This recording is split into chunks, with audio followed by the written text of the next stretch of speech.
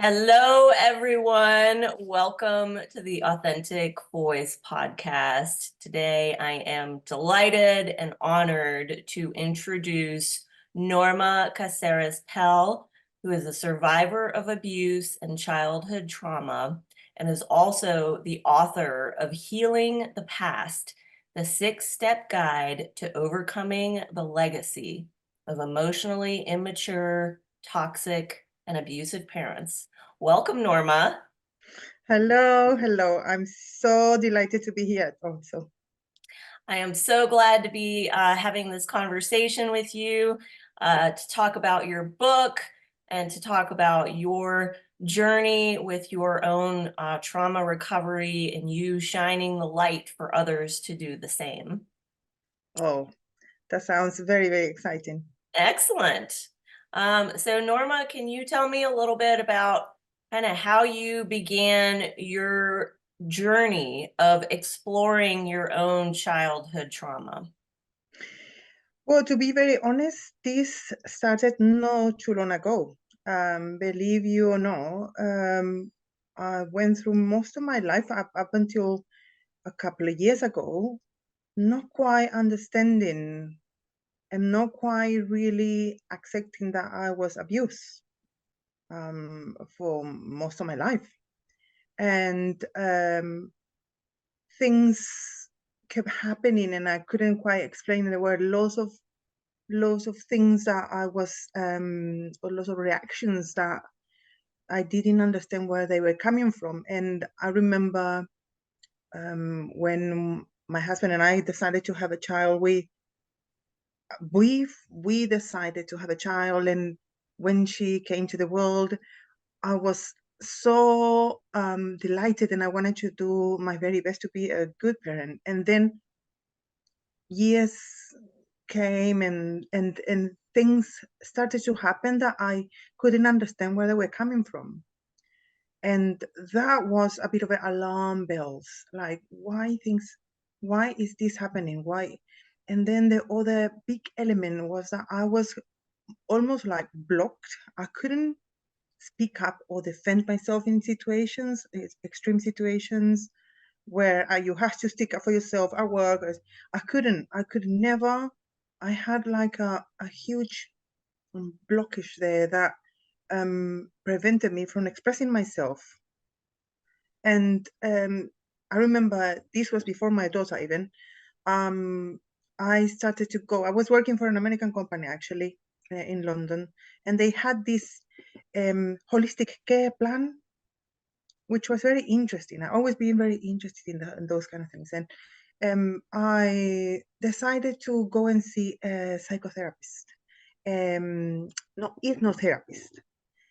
And that is where I started to explore some things. This blockage that I had, that is what it took me there first. And oh my goodness, the things that came out, it was incredible. And it was all my mother, the figure of my mother in the hypnosis and all that. Oh my gosh, it was incredible. Um, so that, and then I became a mom, and all those things that were happening that I wasn't comfortable with, but I didn't have control on. So I started to read more, research more, trying to understand. But then I always had this thing that it must be just me, because that is what I was told. I was told, I was brainwashed into me being the difficult daughter, the difficult person to live with, the one that didn't care about the mother enough, that I didn't try enough to get on with the mother. So I always blamed myself for it, which we do as children come from that kind of background. We blame ourselves all the time. And and then my younger sister, who was most of her life against me because I didn't get on with my mom, and she did. She tested my mom's behavior, and it went crazy for her. And she did to her worse than what she did to me. And that was the complete turning point for me, because that is when I realized, holy cow, I was bloody abused the whole time. I'm sorry for the swearing. This,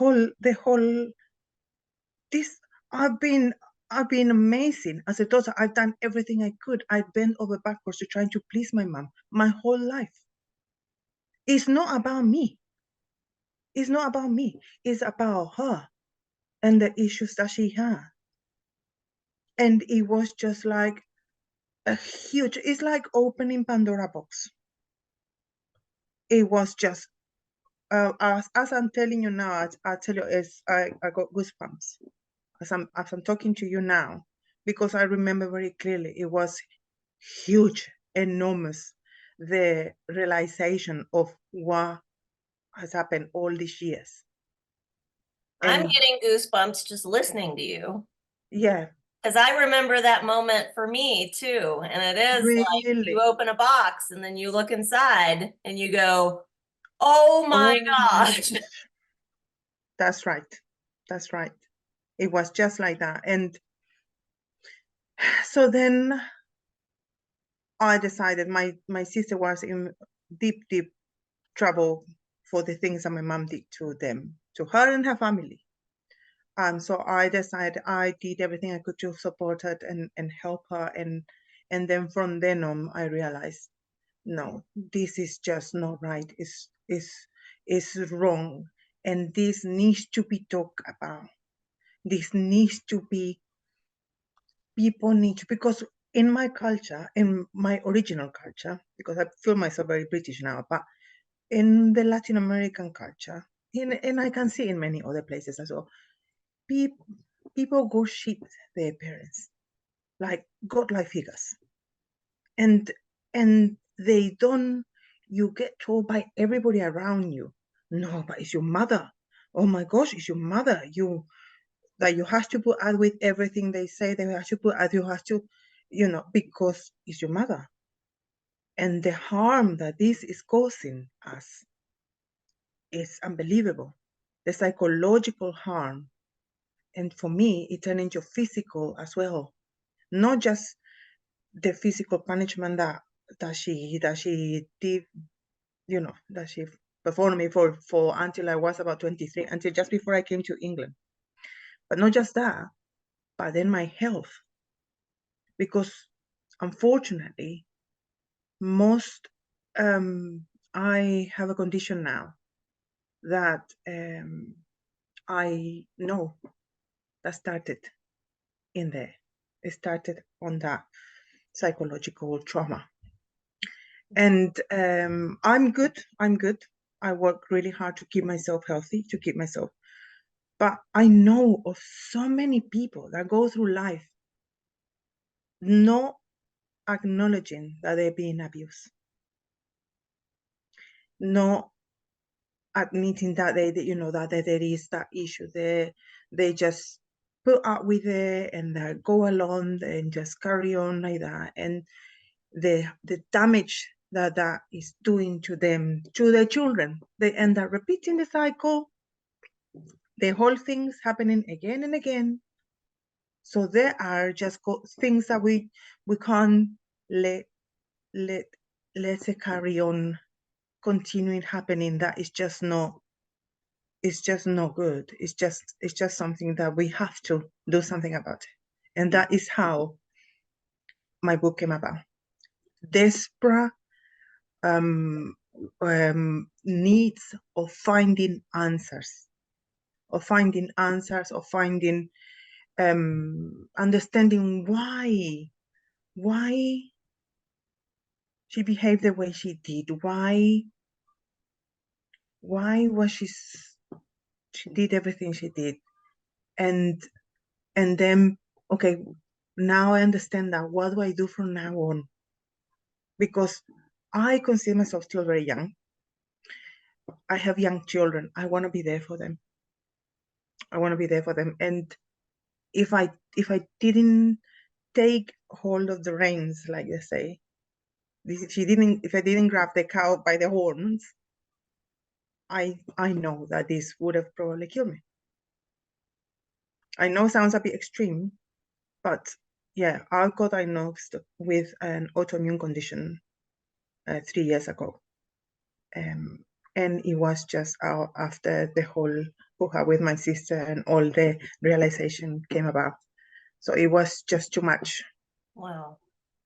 And so, I mean, what you're describing is incredible. I mean, what came about with your sister, your mother's behavior became so extreme that you just had to see the abuse and you had to see all the patterns and yeah, all the negative behaviors and all those times, and you had to recognize all at once. It's like getting hit in the yeah, face with a truck, that yep, I have been abused this whole time. And I yep, think the way that you describe it is so insightful. It's like when you carry this childhood trauma around, and you're not yet aware of it, it's yeah, like we're all just sleepwalking, but we're in so much pain. that's right.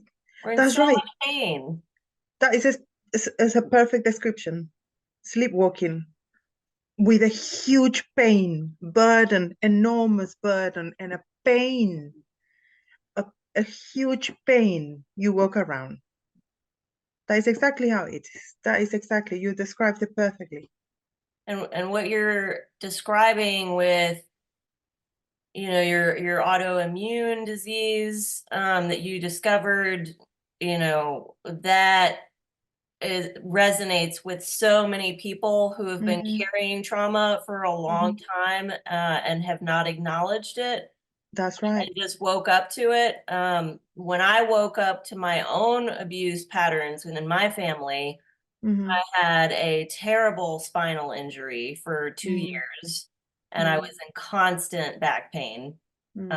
And it Yeah, affected my job, my of finances, course. my family, my social life, and Of of course. course my self-esteem and my Yeah. energy levels. Yeah. Yeah. And it's like the body is just letting out all this Oh, anger and all this rage. absolutely. I am reading at the moment. I read it already once, and I'm reading it again because I just find it extremely um, insightful, informative, just incredible. The body keeps the score. Oh, wow. And that kind of that will I would strongly recommend to you to read it as well, because that gives you a lot of answers, and then you understand so much. You understand so much. And Yeah, so so that's yeah. tremendously helpful for our listeners. If this story of trauma and also having lots of physical problems, if that Mhm, resonates with you, um, mhm. go find The Body Keeps the Score, and get some answers for yourself. Yeah, yeah, definitely, definitely. So, Yeah. Norma, I absolutely love your book. So I have to tell our listeners about your book, Healing the Past. You can buy it on Amazon from Norma Caceres-Pell. It is so incredibly wise and transparent and raw, and so, so deeply insightful. I had so many moments while I was reading your book where I really felt sore spots in my heart of Oh. remembering. I had periods of remembering, Mm, yes, this is what my mother was like. Yes, this is what mm, my father was like. mm, And I think your words and the action of writing your story and making it available to people in a book, is such an act of bravery and collective emotional evolution. So I want to mm, talk a little bit about your book. Um, mhm, the thing that really resonated deeply with my heart was your writing in the book about silence and the cost of silence, mm, and I want to talk about that in the context of being a child and being told to be quiet, mm, and to mm, stay out of the way and to let the adults do all the decision making. And so I mm, want to talk about the context of silence, when we grow up to be our own adults, Mm-hmm. and we're Mm-hmm. still expected to be quiet. Oh my gosh, absolutely. I mean, that blockage that I was talking about at the beginning, that all came from that. But it was really extreme, really, really extreme to not being able to just like express yourself. It was extremely traumatizing at times because I'll be in just like a young adult at the time. This is like when I first came to the UK, this happened. So I was 26, somewhere there. Um, and being in a normal work environment with other people my age, and if it's something was happening, I couldn't express myself. So the trauma that was there, it was so big that that to the point that you can't speak out, you can't, and it was just incredible. So yeah, I mean, absolutely. Though them all them they're walking on eggshells and all that from childhood that completely travel with me to adulthood, and is incredibly harming for us. It's absolutely incredibly harming, and you really have to fight to come out of that and find your voice, your authentic voice, and being able and use it and use it and be. I mean, what when I look back on that time, it's just incredible. Really, I think it's so much has gone since then, and I'm grateful, very, very grateful that the right people came into my life at the time. And like, for example, working for this company, you probably know the company, I'm not going to mention it now, but they but they made available this alternative medicine system, which was just because that was the very first key to the very first door of my trauma healing. And that happened, and then gradually, just like there is a say here in the UK, though I'm sure there is as well, but just go and enjoy yourself, they used to say to me. And when I first came, and I remember, I think that I used to think of that as, what do they mean with that? What do they mean with that? And I met my husband very quickly as soon as I came here. I was here as a student. I came to study English language and English culture, and I met my husband, and I'm very, very deeply into the English culture. um, and his mom is a very kind lady, and I remember me and my husband would go just like to swimming and things like that, and she used to tell us, "You enjoy yourself," and I just remember she was so kind and so warm, and I couldn't. It was all alien to me. All that was all alien to me, and it was all just like a little bit of all of it was just like a little piece of the top of the box, the top of Pandora box coming away like that. um so yeah, it's, you do carry all that into your adulthood, and if you don't take responsibility to try to learn and acknowledge it, Mhm. you could end up living your life through the rest of your life like that, So, without without without being aware of it, without and suffering yeah, yeah. and suffering. Yeah. So, one of my favorite trauma authors is Jen Sincero, and Okay. she says, "It's not your fault that you're fucked up, but it is your fault if you stay fucked up." I love that. I love that. It's so true.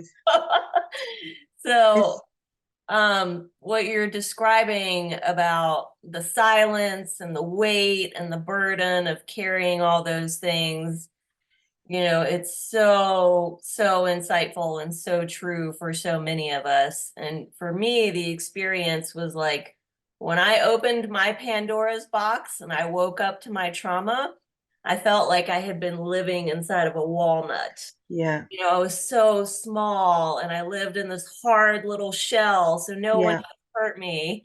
yeah, Um, and so yeah. I love that you go in depth into that in your book.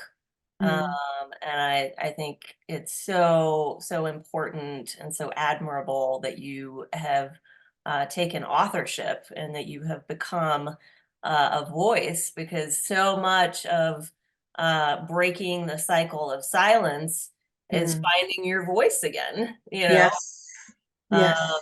and I know in my own personal experience, like I've always had a lot of hair, and my father used to take me to a barber shop and get me a $5 haircut when I was little. And I came home with this horrible boy's haircut. And I had to just sit there and let it happen.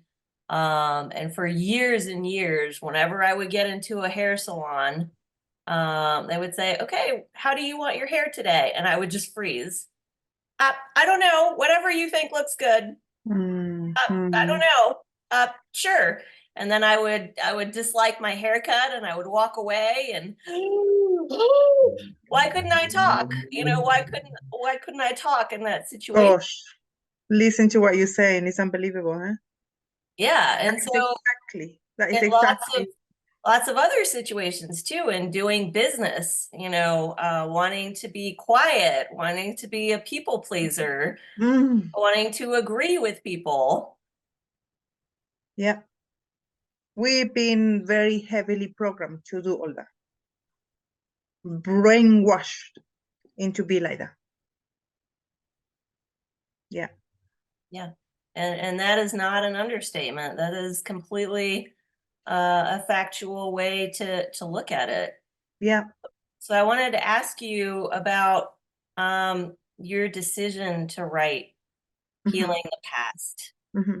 and how that came about that you decided I'm going to write and publish a book. Mm. I felt that the only way, because one thing was to try to find comfort, healing, remedy for my own soul, but um, I could see it all around me. All of a sudden, I could see all around me in many other people, so many people close to me. And I feel very strongly now about this is only the beginning as well. This is only the beginning. I'm going to do everything I can to try to get this out. Because it is extremely important. We can't, number one, we need to break the cycle. And number two, we are all entitled to live a healthy, happy life. When we are programmed to please, we can't. So for me, it's like a mission, this. And I want to help a lot of people, um, people that are not aware of what they're going through, what is happening with them. Um, People that are aware, but they keep saying no, no, it's my mom, it's my family, blah blah, and keep just allowing it to happen. And there are people at different stages, and it's important, super super important to talk about it and get it out, and not, because at the moment it's like a massive taboo still. Like I've a lot of people have come up to me and thanked me for what I've done, but a lot of people have stopped speaking to me because it's a massive taboo. It's like, you're writing a book, and I haven't put the name of anybody there or nothing like that. So it's just about, I try to keep it as to the point as possible, because that is what is important. It's not about talking bad about. I don't talk about bad about my mother or anything like that, or any of my family in there. I just talk about the actual situations and the factual information about these situations and what they can do to you if you don't deal with it. And that's so important. And I think you've done that really, really well in your book. Now, now your parents and my parents, they might see this kind of work that we are doing, this conversation, your book, the writing that you will do in the future. They might see it as an attack. Oh, she's attacking my character and she's making me look bad and she's dishonoring her family. But you have not used any names. There is nowhere in the book where you say anything negative about your mother or your father's character. You tell the story, this happened, this happened, this happened, this happened. I felt this way. There is nowhere in the book where you are attacking your family. And yet, this work is so polarizing and it can be so threatening to people. Yeah, but the interesting thing is that people that have actually taken the time to read the whole thing have a different opinion. But people look at her and see, oh no, it's a bit of a difficult subject she's talking about. Oh no, no. So it's interesting. I think some people have that because they're scared of finding what they scared of facing their own mirror. I Oh believe. my gosh. Yes. Let's say that again. So I think quite a lot of people have that reaction towards the book because they're scared of looking in the finding their own mirror, looking at themselves in their own mirror.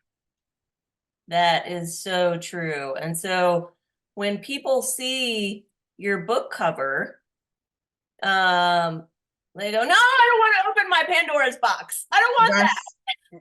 Yeah. Yeah, Right? I It's not believe. that they're afraid of you, it's that they're afraid of themselves. Yeah. Yeah, I believe so. Yeah. But it's been reviewed by it's been as we speak, it's been read by a lot of people, and it has some really positive reviews already. So hopefully, all I want is for people to give it a chance and read, and I'm sure they'll find something that is useful for them in it. Well, I've been on a trauma recovery journey for 5 years, and your voice and your story was so soothing to me. It was so soothing. It's so reassuring to read someone else's story, and to know that you're not alone, that you're not weird, you're not sick, you're No. not broken.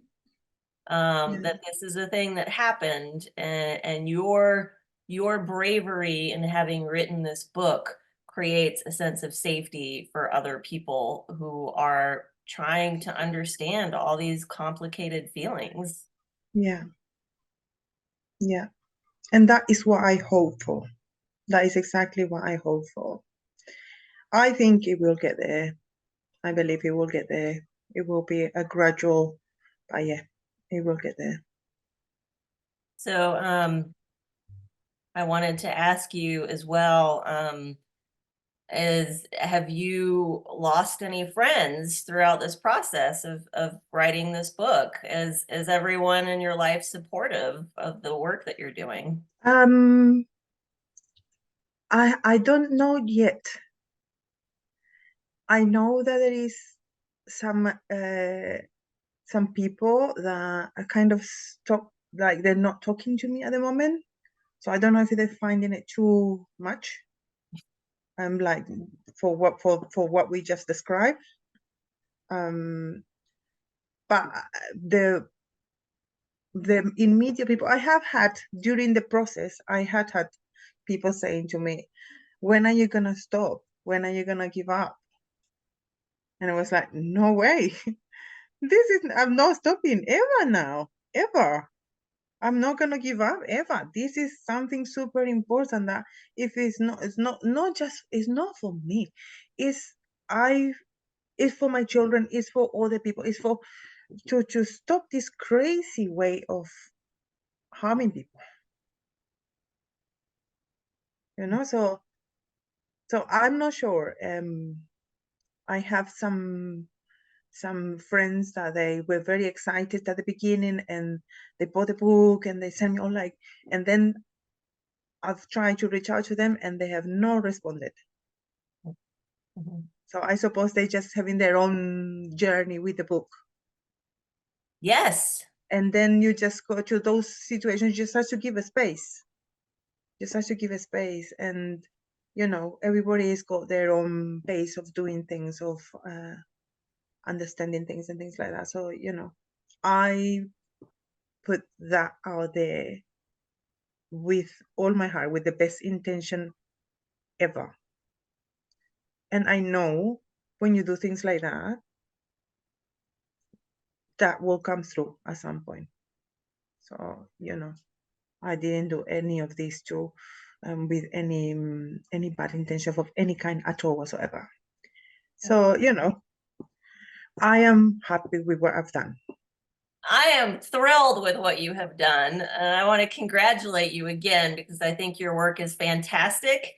I think it is probably the first of many books that you will write in your lifetime. And I think the more you tell these stories and the more you share your insights, the more people are going to break their own cycle of silence. Mm, mm. And I want to commend you again for your bravery and having the cojones, shall we say, Yeah. to write your story and put your book out on Amazon where people can reach it. I search for books on those topics all the time, and there's not very many of them. No, no, that was I remember that because when I was trying to find stuff to read, I remember that it wasn't that much. And people were asking, like, okay, we got all this hurt. The few books that were there were talking a lot, so much hurt. But there was, what do we do with all that hurt? What do we do? How do we overcome this? How do we move on from this? So yeah, I've still got lots to learn, and but I am very happy with what I've learned so far and what I've sharing so far. Mhm. So yeah, but I want to congratulate you for having this platform where we can put this out there. It's so important. The work that you're doing is so incredibly important as well. Absolutely. I mean, it's just an incredible way of shouting out about important things, super important things. Well, I am honored to be able to showcase your work, to get more people to find out about you and your book and other people who are really joined on this mission with us. Because when Mm, you talk about your work and why you chose to write this book, I can really feel your connection to your mission. I can really feel that coming from your solar plexus, your gut area. I feel that fire in your belly all the way across the Atlantic Ocean. I can feel it. Your commitment to this mission is mm, bigger than other people's opinions, than whether or mm, not your friends choose to stick around, than people's mm, reactions to your book. It's mm, bigger than that. mm, mm, And I want to share with you. Um, I also wanted to write a book about mm, my own journey about a year ago, mhm, and I was met with a lot of aggression from family members. And my stepfather called me lots of nasty names and was mm, stalking me online and lots of verbal abuse. mm, And even my husband's family reacted in a way that was very aggressive. Don't write the book. You should keep those things to yourself. Just Mm. talk about it in therapy and journal about it, but don't write a book where other people can see it. It's going to do too much harm. And On the that contrary, I would say. that is the exact opposite Mm. of how I feel when I read other people's stories. When I read Mm. other people's stories, it is like a soothing, healing balm on my heart. I Mm. can feel that person's love for themselves, that person's presence, their bravery, and it shows me how to be more authentic to myself. Mm. Yes, absolutely. And I will encourage you, please write it. Yeah, yeah, I will. Um, Yes. so Norma, what's next for you now that you've written this book and you get to promote it and share it with the Yeah, world? well, that is at the moment, it's just trying to get it off the ground. So I'm doing quite a bit of work with that at the moment. And of course, I had to work normally as well. So all the spare time I have, I try to focus on that. But I have, I wouldn't say the title yet because I'm not sure what it's gonna call. But I have the outline for my next book. So I want to focus um, on parenting for us. So, as an adult child of emotionally immature, abusive, and toxic parents, how do we go on and parent ourselves? Mhm. That is what the next book I'm gonna be working on. I already have stuff that I just want to start writing that because I have things that I've started. I did the outline, so I've just putting stuff in there that I don't want to forget. So I just adding that. So as soon as I get healing the past a little bit more off the ground, I'm going to start full on that. And of course, I'm going to have healing the past translated to Spanish because I think there is a huge community in there that will benefit from that. That book is needed in that community. Yeah, absolutely. 100%. I think it is so awesome that you want to make your book available in Spanish. I think it can help so many people and so many families. And really, the people who have gone through a trauma recovery journey and who are also parents, they're doing double time work. They're trying to work on themselves, they're trying to be a better parent. It's every day, Yeah, right? yeah, And the stakes are high because it's like you want to be better for your kids. of course, exactly. So you being really judgmental on yourself, trying to just be better parent. So it's all that handling that you need to do. So to harsh on yourself as well. Plenty of self-compassion there to trying to understand, but then working on constantly to not make the same mistakes. Yeah. Uh, so yeah, And that's it's a a big, that's a big job. really that's a big topic for a Yeah, lot of people, right? Who are trying to heal and also trying to evolve as parents. yeah. So I wonder if you could speak to behaviors that you are now modeling for your own children. Since you've done this journey and you've written this book, what are some new behaviors that you say, I have to show my children that I am doing these things? Well, the conversation, plenty of the level of communication that I have that I do my utmost to have with my children and within our family. Because that was the one thing that I never had. It was all about shouting and screaming, and the famous family reunions were horrendous. So I just try to do my own version of family reunions, and um, I I feel very blessed that I think I am achieving that gradually. I have a 15-year-old daughter and a 9-year-old boy, and we do speak a lot. And my daughter comes to me a lot, and we converse a lot. So um, learn to listen and for your children to know that you as a mom, you are aware of them, that you are listening, and that you care about them, because none of those things I ever felt. Nothing ever. I never felt that I was listened to or care for, or so those things are extremely important. I want them to know that they can count with me. They can count with me. They can come to me for anything, no matter how bad it may be. They can come to me. Like, I never went, because I knew I was gonna be black and blue if I did. Oh, So, I never dared to say anything.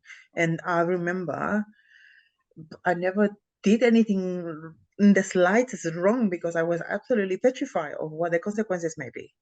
So, now I try to completely go completely the opposite with my children. And um, I say to them, and they know, I think they know, that they can come to me no matter what has happened, that we we will find the solution. We will find the way of overcome it, and deal with it. That is, I think, one of the major things I try to be, and just take care of myself, so I'm in a good position to do that always. That is super important. Self-care for adult children of like us, of our background, is fundamental. We need to take time to uh, for mindfulness, for meditation, for lots of those things are extremely important.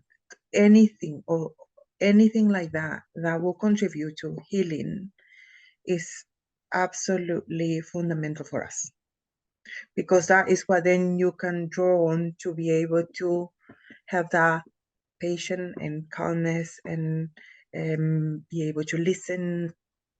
And so that is, so looking after yourself to be able to then provide that to your children is super, super important.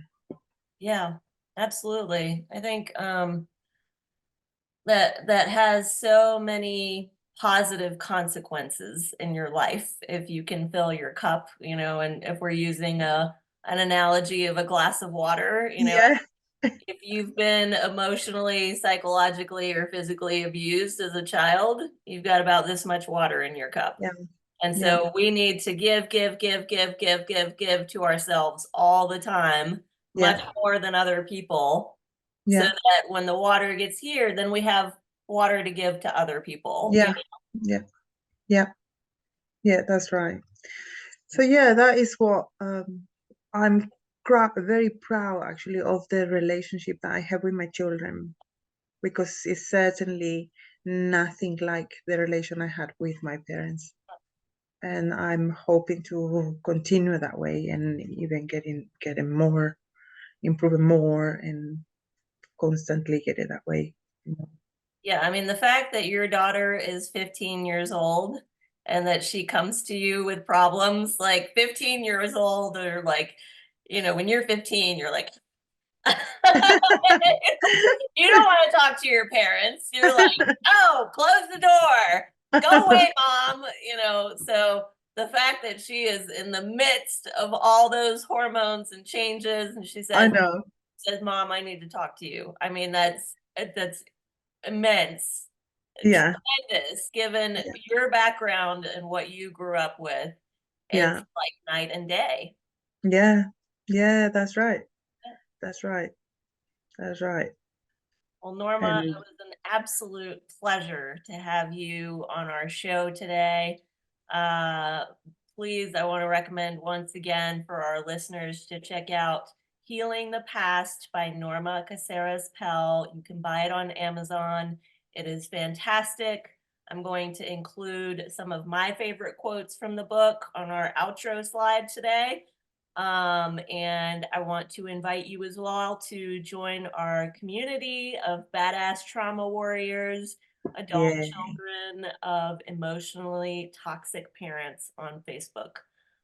Thank you, thank you, thank you, Norma, and the very best of luck to you on your book writing journey. Thank you very much. Thank you very much. It's been such a pleasure talking to you as well.